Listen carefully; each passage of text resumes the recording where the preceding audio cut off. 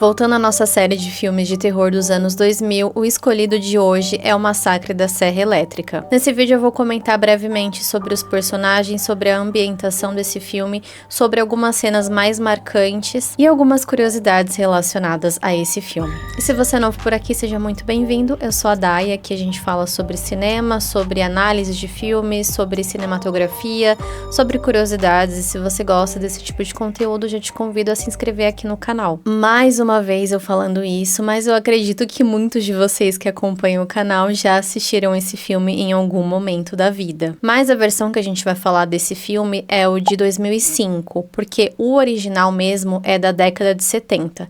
Só que como a gente tá falando de filmes dos anos 2000, eu achei que seria mais interessante a gente falar desse. Então, qual é o pano de fundo desse filme? Um grupo de amigos fez uma viagem pro México e eles estão voltando para casa deles e eles estão passando ali pelo Texas. Eu não sei exatamente como que funciona, né, a conexão ali do Texas com o México, enfim, como que eles fazem esse caminho, esse trajeto para passar por ali. Mas é essa história que o filme conta. E como eles estão viajando com uma Kombi, bom, acredito que eles tenham ido pra lá com essa Kombi. Parece meio aleatório isso, mas eu acho que no contexto do filme faz muito sentido. Então a gente tem ali um grupo de jovens voltando de uma viagem do México. Eles estão tendo alguns diálogos ali dentro da van, conversando e tudo mais, fazendo planos para uma vida. E eles se deparam com uma jovem andando numa estrada. Só que ela aparentemente não, né? Completamente está aquela senhora, aquela jovem, num estado ali em choque, né? Fica muito visível e eu acho engraçado, muito engraçado nos filmes, principalmente nos filmes dessa época, que eles, oh my god, não está acontecendo nada, a pessoa ela só tá morrendo ali na sua frente e você tá fingindo, oh meu Deus, o que aconteceu? Nossa, por que você está assim? Vamos lá procurar ajuda. Isso realmente é uma coisa meio irritante. Eu acredito que isso tenha um propósito. Eu não sei exatamente, eu não consigo colocar aqui pra vocês um nome. Aliás, eu vou fazer isso agora. Vamos pesquisar? Já que eu tô com essa curiosidade, né? Vamos ver aqui se eu encontro alguma coisa. Bom, gente, encontrei. Essas cenas têm alguns nomes específicos. Um deles é Warning e Sin. Pode ser também denominado como Foreshadowing e Sin, ou Omen e Sin, que é como se fosse um presságio. É uma preparação narrativa para o que virá no futuro. Na cinematografia, geralmente os diretores utilizam isso para fazer como se fosse um contraponto ali entre céu e inferno.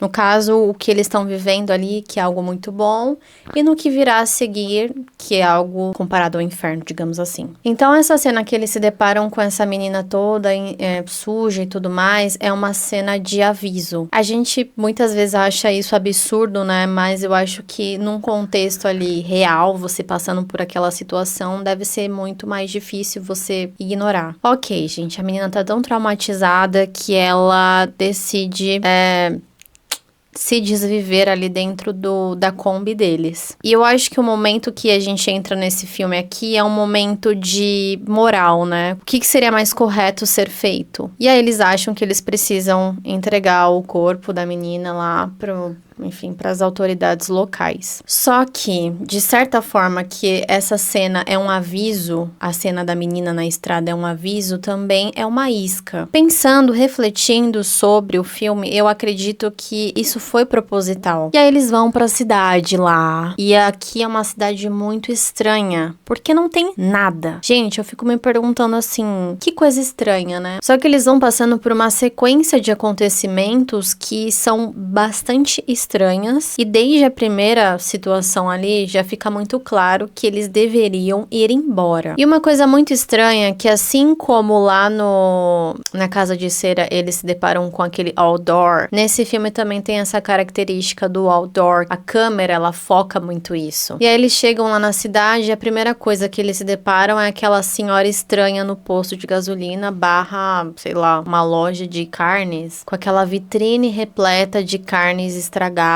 de moscas em cima da carne, aquela coisa bem nojenta. Passa mesmo aquela sensação de nojo. Presenciar tudo aquilo não é o suficiente. Eles continuam adentrando aquela cidade como se fosse normal. Não tem ninguém, absolutamente ninguém, mas eles acham que é seguro continuar ali naquele local. E aí a tal senhora fala pra eles irem pra um galpão. Olha só, não é uma estação de delegacia, né? Não é um posto policial, não é nada disso.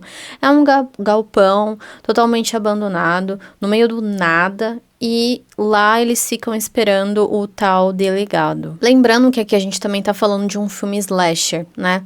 A gente tem a impressão de que esse filme ele é baseado em fatos reais. Na verdade, ele não foi baseado em fatos reais, mas ele tem como pano de fundo um serial killer da década de 50. Então, o diretor do primeiro filme pegou isso como referência e criou esse filme. Eu comentei isso lá no Eu Sei O Que Vocês Fizeram no Verão Passado, que todo filme slasher, o assassino da história, ele tem uma arma característica, enfim, para cometer ali as suas práticas. Nesse filme é a serra elétrica. Mesmo que nesse filme ele utilize outras ferramentas, a principal aqui e a que se sobressai, a que passa mais medo, né, é a serra elétrica. Bom, e aí a gente tem ali o nosso protagonista, né, o famoso da serra elétrica, que começa a sua série de... Só que eu acredito que o mais característico desse filme são as cenas dentro do laboratóriozinho dele. Que aí a gente vê um monte de cabeças, pedaços, membros, enfim, espalhados por aquele lugar ali. E o mais curioso é que tem uma cena em que um dos protagonistas ali, que é o Andy, ele entra na cozinha, ele se depara com aquele monte de peles estendidas e ele não acha nem um pouco estranho. E além do mais, ele entorna um galão, na verdade é um tambor aquilo, eu acho, cheio de óleos. E nada demais aqui, né? Parece que a gente vê ali uma família que trabalha para colaborar com isso. Então, tem aquele idoso que você nunca vai imaginar que ele esteja compactuando com tudo aquilo, uma senhorinha, uma criança também tá ali, o xerife do local e pessoas que você pensa, todos eles parecem boas pessoas e no final das contas eles estão mais para uma quadrilha. No final das contas, só resta uma pessoa ali, que é a Jessica Biel, e eu, inclusive, não me lembrava que ela tinha feito esse filme. E depois desse filme, ela não fez coisas tão expressivas na carreira dela. Ela fez Blade Trinity, ela fez o Ilusionista, ela fez também Elizabethtown, mas não coisas que você se lembre tão bem assim. Eu já assisti esse filme antes, eu me lembro de ter assistido ele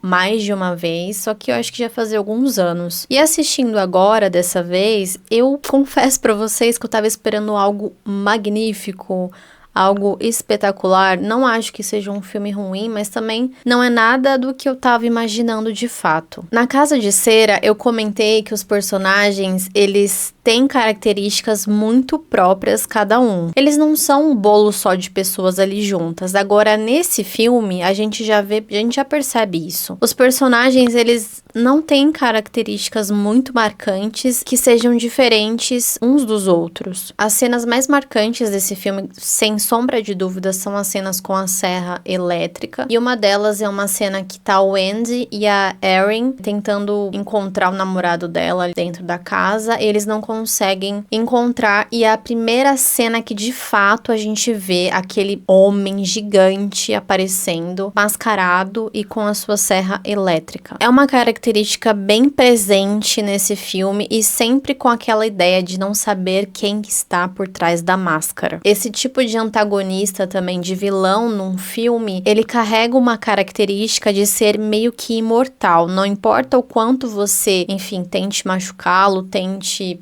desvivê-lo ali, ele sempre vai continuar vivo. Tem uma outra cena também que ele persegue ela na floresta. Eu acho que essas cenas na floresta foram muito bem ambientadas, porque você sempre vê alguns raios de sol batendo, não é algo muito claro, você consegue observar mais as sombras das pessoas, e ali também remete muito ao ambiente que a pessoa, ela está perdida. Assim como eu comentei na Casa de Cera, aqui as cores, elas também são bem desaturadas, tem uma aparência de ser tudo tudo muito velho, sabe? Desgastado pelo tempo. Você pode perceber ali que sempre o foco é um protagonista. Nesse caso, é a Erin, que é interpretada pela Jessica Biel. Os outros, eles não têm um foco muito grande, assim. Tanto que o primeiro, que é o namorado dela, ele já vai logo rápido. Depois o outro que fica preso lá, que é o Andy. Aí tem a moça, a outra menina, que ela é também bem rápido. E o outro amigo dela também, que não dura muito. E ela sempre com essa característica de mulher forte, valente, que consegue, que faz e que é capaz de se virar ali naquela situação. Tanto que ela consegue sobreviver no final do filme. E ainda levar a criança que ficou lá na casa, porque se descobre que existia uma família que morava naquela casa e aquele povo que tomou posse daquele lugar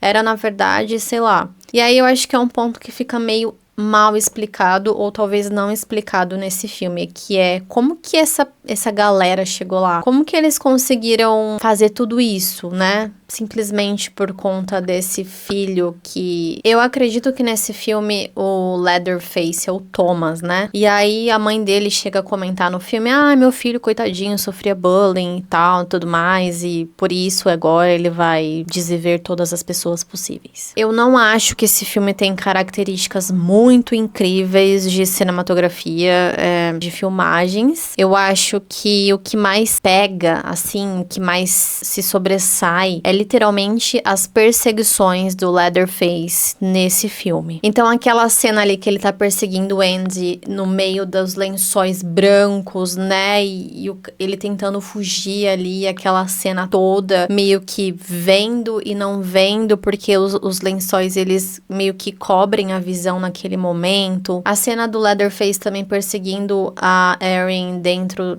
da floresta, com pouquíssima iluminação, literalmente dando só pra perceber algumas nuances de sombras. Quando só resta ela também, ele tá perseguindo ela dentro aquela distribuidora, abatedouro de porcos, algo do tipo. A cena também que ele pega o Andy e encaixa ele num gancho. Eu acho que pra mim as cenas mais marcantes são realmente essas que o Leatherface tá fazendo, que ele se propôs a fazer. Quando ela foge também, eu acho que fica meio que a forma como ela consegue fugir fica meio que mal explicada, porque o cara vai tentar ajudar ela e aí ele leva ela de volta pro local, e algumas coisas pra mim nesse filme deixam um pouco a desejar nesse quesito explicar melhor ou trazer um desfecho mais amarrado, sabe? Por exemplo, essa família que morava lá, o que a gente consegue perceber dessa história toda são somente algumas fotografias. Na minha opinião, é legal assistir esse filme pela nostalgia do tempo ali, mas eu confesso pra vocês que o filme, pra mim, ele foi um pouquinho chato de assistir. Eu fiquei um pouquinho entediada. Eu também não acho que as atuações desse filme são tão incríveis assim, mas essa estética dos filmes dos anos 2000, ela é bem interessante. E passa uma vibe gostosa de ver e tal. No mais, se vocês tiverem algo a acrescentar sobre esse filme, sobre a história desse filme, deixa aqui nos comentários, porque eu realmente esperava que eu tivesse grandes coisas pra comentar. E eu acho que talvez nem seja a intenção desse filme ter um desenho muito bem planejado de tudo que vai acontecer, mas sim o foco talvez possa ser as cenas mais gráficas, as cenas com o Leatherface perseguindo as pessoas e tudo mais. Então, se vocês tiverem algo a acrescentar, deixa aqui nos comentários, que eu quero muito saber a opinião de vocês. Espero que vocês tenham gostado do vídeo. Se vocês tiverem alguma sugestão ou algum estilo de vídeo que vocês querem ver aqui no canal, deixa aqui nos comentários também. Não esquece do like e a gente se vê no próximo roteiro.